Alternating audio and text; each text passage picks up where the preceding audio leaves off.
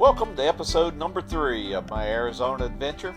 After cutting my visit short to Sedona, I arrived in Flagstaff in the late afternoon and parked at the historic train station, which also serves as the town's visitor center. The station is still served by Amtrak's Southwest Chief, which stops here twice a day. Flagstaff was a popular stop for travelers on Old Route 66. One of the city's more historic buildings is the Hotel Monte Vista. Monte Vista is a 73-room hotel that opened on New Year's Day, 1927.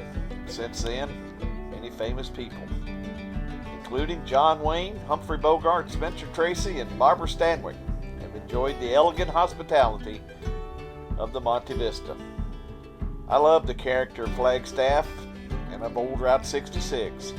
Flagstaff has done an excellent job in preserving not only the history of the Mother Road, but also the history of their city.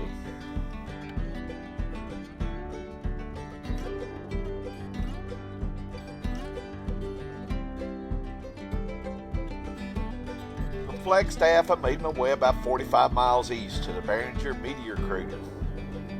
Meteor Crater is located about 5 miles south of Interstate 40 at exit 233. It has been one of Northeast Arizona's most popular tourist attractions for more than 50 years. Arriving at the Meteor Crater's Visitor Center, the first thing I saw was an Apollo training capsule. During the NASA's Apollo missions to the moon, the astronauts came here to train because the crater so closely resembled the surface of the moon.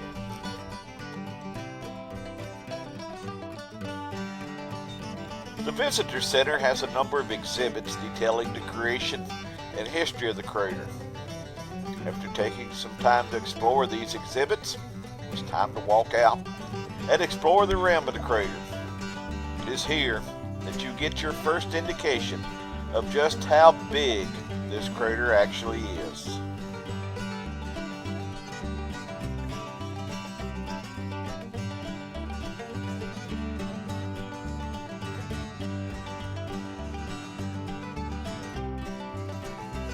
The crater is thought to have been created about 50,000 years ago, when a 160-foot meteor struck the Earth traveling at speeds of between 30 and 45,000 miles per hour.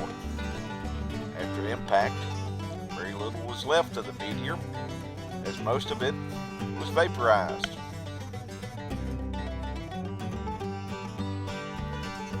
The impact created the crater that we see here today, that is more than 3,900 feet in diameter, 560 feet deep. Today, visitors can see the crater from various walkways and platforms around the rim, or they can pay and take a guided tour along the rim trails. The one thing that struck me as I walked around the rim platforms was just how windy it was. And after talking with some of the employees, I found out the wind was almost always present. So be prepared.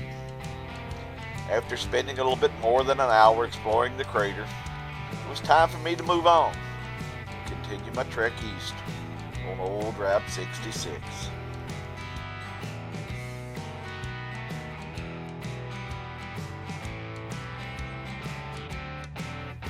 About 40 years ago, I made my first trip to Arizona and remember stopping at the Twin Arrows Trading Post. Back then, it was a popular tourist trap for travelers along both Old Route 66 and the new Interstate 40. Over the years, more and more tourists chose to bypass Twin Arrows, and business declined, and it finally closed in 1995.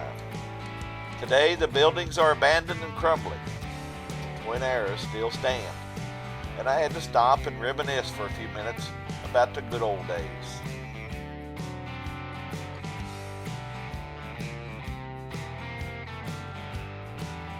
If you're traveling on Old Route 66 through Winslow, Arizona, you have to stop and stand on the corner of 2nd Street and Kinsley Avenue.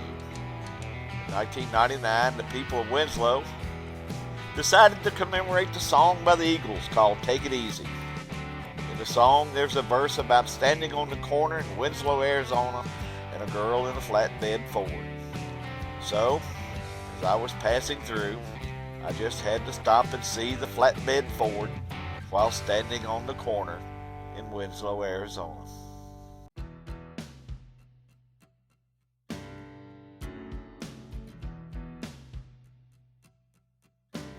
My final stop of the day was in the old Route 66 town of Holbrook, Arizona, which is home to one of several wigwam motels that used to be found along the Mother Road. The wigwam village here in Holbrook is still hosting tourists and is listed on the National Register of Historic Places. While I did not stay in one of these historic teepees, this is where I'm going to end this video. If you're enjoying my Arizona adventure, please be sure to subscribe so you can keep up with future episodes. And while you're at it, a thumbs up would be very much appreciated. Now, it's time for me to head on down the road and see what's around the bend.